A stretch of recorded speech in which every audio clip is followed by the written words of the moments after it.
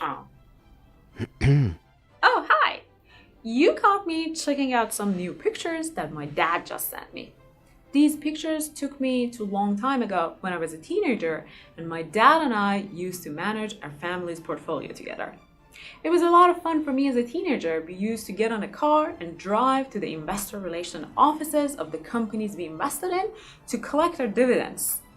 We also would wait for the reports to come out. We had papers and pencils and calculators to calculate our return on investments. We also would pick up the newspaper every day to check the price of the companies that we invested in. It was a lot of fun as a teenager for me, but it was very time consuming to manage a portfolio. The good news nowadays for us, you and I as new investors, is that there are a lot of apps, tools, and websites that we can have access to manage our portfolio a lot more easier compared to what my dad and I used to do. That's why on this episode of the How to Invest video series, we're talking about the top tools and app you need to have access to in order to make your life a lot more easier as an investor. Let's get to it.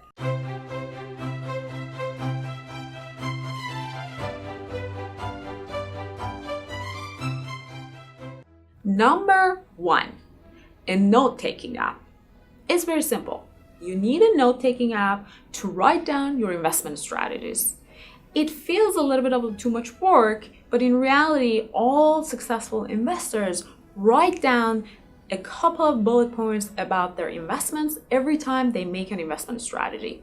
You need these notes to go back to when you get nervous about your investments or when you want to learn about how to improve and how your previous investment decisions panned out. So I personally use Google Sheet. I just write down the name of the companies I'm investing on one column, and I write down 2 or 3 bullet points about the reason and strategy I'm investing in that company. You can use Google Sheet. Maybe you can use the default note app that is on your phone. Another suggestion I have is just take one of these. Remember these? This could be the most important tool you have in your journey to become a long-term investor. This can be your little secret to your success. Number 2, a watch list. It's like when you go grocery shopping. If you don't have a list of items you need when you go grocery shopping, you enter the grocery store and you're probably somehow lost. You walk around, you may pick up some of the stuff you need, but as you walk around the aisles, you may pick up some junk food too. Maybe a little ice cream, a little bit of chocolate here. I do that all the time. Whenever I go into a grocery shopping, when I don't have a list, I just pick up chocolate. Chocolate. Oh, I digress. Anyways, the point is you need a watch list. There are millions of companies that you can invest in. Instead of every time that you want to make an investment decision, look at all the stuff that is available with the cosmos to invest in, focus on a small list that is on your watch list. It helps you focus and it also saves you a lot of time. I do that all the time. As I hear the name of new companies that are out there, or if I hear something in the news or somebody suggests a new company, I just add those names to Stockcar's watchlist tool. And when I'm ready to make an investment decision and do my research, I open the watch list and I only focus on that list. You can of course use Stockcar's watchlist tool just the same as what I do. It's free. Or you can simply open a Google Sheet, write down the name of the companies you're interested in, and add to it as you hear new companies. And when you're ready to make an investment decision, just focus on that list. It helps you save a lot of time. It also focuses your attention to small lists as opposed to just getting lost all over the place. Another place to have a watch list is your brokerage account. Most brokerage accounts where you make your actual investment transactions provide a watch list tool. It doesn't matter what tool you use, don't go fancy. It could be as easy as just a list on Google Sheet, but it will save you a lot of time. Number 3, a user-friendly brokerage app. What is a brokerage app if you don't know? It's an account that you create. Connects to your social security, at least into the US, or any national ID that you have in your own country.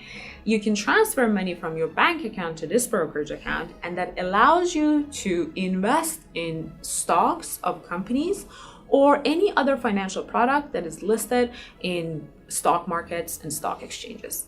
You can't simply use your bank account to do so.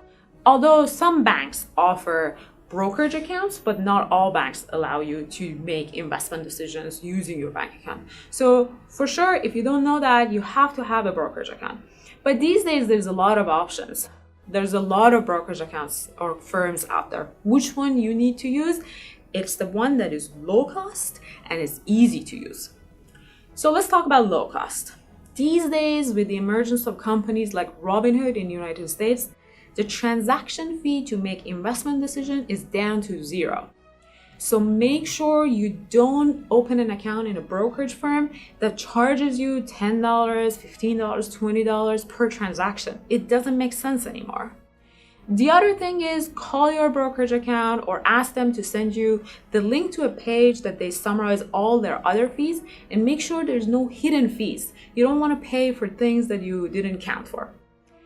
The last thing you need to make sure is that the brokerage app or account that you create is easy to use and user-friendly. I mean, it's 2018. You don't want an old school and very difficult to navigate app. You actually want to be able to have an app to download on your phone. You can make your investment decisions easy. You can do your research easy there. So it's very important. It helps you enjoy your process and you enjoy your experience as an investor.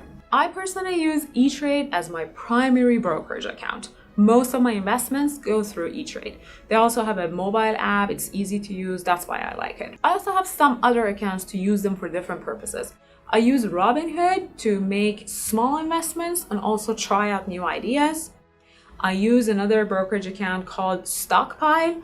It's very user-friendly to send stock gifts to your friends and family. And there's another one I use. It's called Motive Investing. Motive Investing is a brokerage account that allows you to create your own personalized investment fund. Don't get intimidated with all these jargons and names. We will talk about them in future episodes. The most important thing you need to remember is to pick up a brokerage account that is low cost and easy to use. It helps you to save money, of course, but also enjoy your experience as a new investor. Number 4, a tool to monitor your performance. It's pretty simple. When you invest, you need an easy tool to monitor your performance. Most brokerage accounts already offer a report that shows how your investments are performing. We don't want to spend a lot of time on this one in this episode because there's a whole episode dedicated on how and how often you monitor your performance. For now, just remember you need a tool to monitor your performance. It could be your brokerage account, or it could be as easy as Excel sheet or a Google sheet. You just write down your investments there and monitor them over the course of months and years. Number 5, a tool to keep yourself informed and up to speed. Of course, when you make investment decisions, you want to stay informed about those investments. You want to know what's happening with that company, how are they growing, what's going on with them as you go through months and quarters and years. But one thing to remember is the news is not your source of information. We talked about this in some of the earlier episodes. News is to entertain you and not to inform you. If you think about it, the news business model, just the same as any other TV or radio show, is to hook you to their channel. You can't use them to keep yourself informed because they're designed to entertain you. So you need to find a reliable source to keep yourself informed instead of getting emotionally attached to the companies that you're investing in. I personally use the annual earnings and quarterly earnings report of the companies that I'm invested in. It's easy to find them. You just go to the investor relation page of the companies you're invested in on their website and you download these reports. It may sound a little bit difficult and intimidating at the beginning, so don't you worry. There's other ways to do that. You can go to the stock card platform. Stock cards automatically get updated every time there is a quarterly or annual reports, so you can look up the companies you're interested in and see what has happened. Another source I really like and I personally use is the website called The Motley Fool. There's a lot of articles. They're all long-term investors and they publish several articles about any company, and you can use them to learn and see what has happened with that company. I have one last source for you. It's Yahoo Finance. I know what you're saying. Yahoo is so old. It's for the old school people. Not Yahoo Finance. Yahoo Finance is an easy source to get the news and articles that are easy to understand about any company that you're invested in. You can even look up the companies or follow them on Yahoo Finance. It sends you news and articles that are very high quality. So between all those tools, you should have one source that you always rely on and keep yourself informed about your investments. That's it. Those are 5 tools you need to have in order to make your life easier as a long-term investor.